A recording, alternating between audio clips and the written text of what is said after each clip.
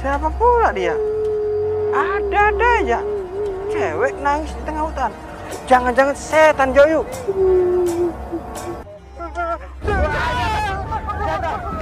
Benarkah di bulan Ramadan ini setan itu dibelenggu? Sebuah pertanyaan yang sangat menarik dan sebenarnya sudah banyak yang melakukan kajian tentang itu, tetapi rupanya belum terklarifikasi dengan baik. Hari ini kita akan melakukan klarifikasinya dari sumbernya, di mana informasi itu berada, yaitu dari hadis, dan kemudian kita cocokkan, kita bandingkan dengan informasi dari dalam Al-Quran Al-Karim terkait dengan gangguan atau godaan setan di bulan Ramadan. Informasi tentang setan yang dibelenggu di bulan Ramadan itu adalah berasal dari hadis. Ada sejumlah hadis, kita ambil sebagiannya. Yang pertama adalah yang berasal dari hadis riwayat Imam Bukhari. Telah bercerita kepada kami Yahya bin Bukair. Telah bercerita kepada kami Al-Laith berkata. Telah bercerita kepadaku Ukail dari Ibnu Syihab berkata. Telah bercerita kepadaku Ibnu Abi Anas, mantan budak At-Tamiyyin, bahwa bapaknya bercerita kepadanya bahwa dia mendengar Abu Hurairah radhiyallahu anhu berkata, Rasulullah Shallallahu alaihi wasallam bersabda, apabila datang bulan Ramadan, pintu-pintu surga dibuka, sedangkan pintu-pintu neraka ditutup dan syaitan-syaitan dibelenggu. Hadis riwayat Bukhari nomor 3035 dan nomor 1766.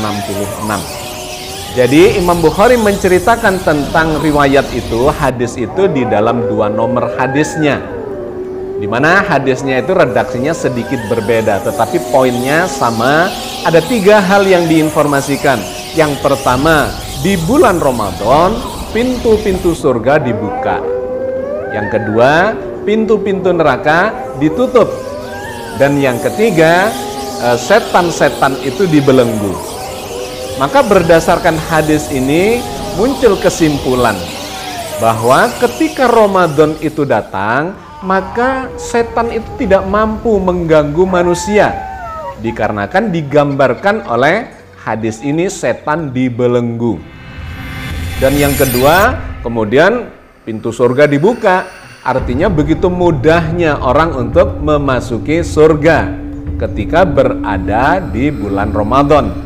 Dan yang ketiga, pintu neraka ditutup, sehingga tidak memungkinkan seseorang untuk memasuki neraka dikarenakan datangnya bulan Ramadan. Itulah kesimpulan dari teks yang ada di dalam hadis ini. Tetapi kemudian banyak yang mempertanyakan, apakah benar di bulan Ramadan setan-setan itu dibelenggu dan tidak bisa mengganggu manusia? Ternyata kenyataannya menunjukkan tidak. Di bulan Ramadan itu segala macam kemaksiatan, kekerasan, kemunkaran itu masih saja terus terjadi. Pencurian tetap ada, perampokan juga ada, ya oleh siapapun manusia, yang tidak terhilangkan dikarenakan datangnya bulan Ramadan itu. Bahkan peperangan pun terjadi di bulan Ramadan, termasuk di zamannya Rasulullah, yang sudah pernah kita singgung di episode yang lalu, ya, di program yang lain dalam program Islam Futuristik, bahwa Nabi itu berperang di bulan Ramadan itu melawan orang-orang kafir, di antaranya adalah perang Badar, dan ada perang yang lain sesudah itu yang juga terjadi di bulan Ramadan.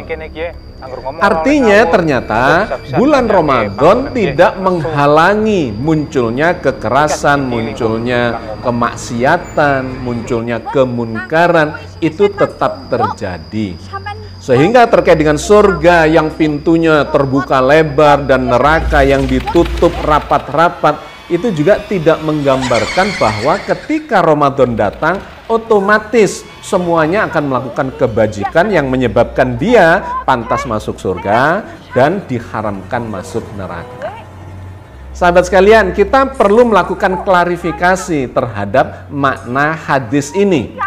Bagaimana cara mengklarifikasinya? Ya kita cocokkan seperti biasanya dengan ayat-ayat Al-Quran di mana Allah berfirman tentang substansi atau esensi dari gangguan, godaan, rayuan setan itu.